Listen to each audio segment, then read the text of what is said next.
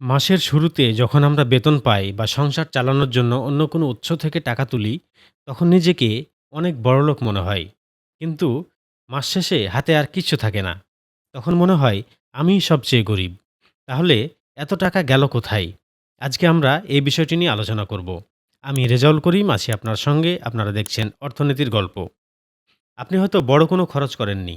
তবু মাসের শেষে দেখলেন হাতে কোনো টাকা নেই। এটা কি শুধু আপনার সাথেই হয়? আমরা সাধারণত দৈনন্দিন জীবনে কি করি? একদিন কফি, আরেকদিন ফাস্টফুড, কখনো ছোটখাটো অনলাইন শপিং। প্রতিটি খরচই ছোট মনে হয়। কিন্তু চিন্তা করুন তো, একসাথে যোগ করলে সেটা কি আর ছোট থাকে? ধরুন, আপনি প্রতিদিন মাত্র ৳১০০ অতিরিক্ত খরচ করলেন। মাস শেষে সেটা যোগ করলে হয়ে গেল ৳৩,০০০। অর্থনীতির ভাষায় এই বিষয়টাকে বলা হয় লাঠে ফ্যাক্টর। এর অর্থ হলো ছোট, ছোট খরচ যেগুলোতে আমরা গুরুত্ব দেই না, সেগুলোই আসলে আমাদের জীবনে অনেক বড় প্রভাব ফেলে। আমরা বড় খরচ নিয়ে চিন্তা করি, কিন্তু ছোট খরচগুলোতে তেমন কিছু মনে করি না। আর সেখানে সবচেয়ে বড় সমস্যা তৈরি হয়।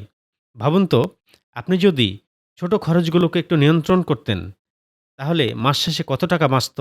আসল কথা হলো, বড় খরচ না, এই ছোট খরচগুলোর জন্যই মাস শেষে আমাদের হাতে টাকা থাকে না। আমাদের চ্যানেলটি একেবারে নতুন।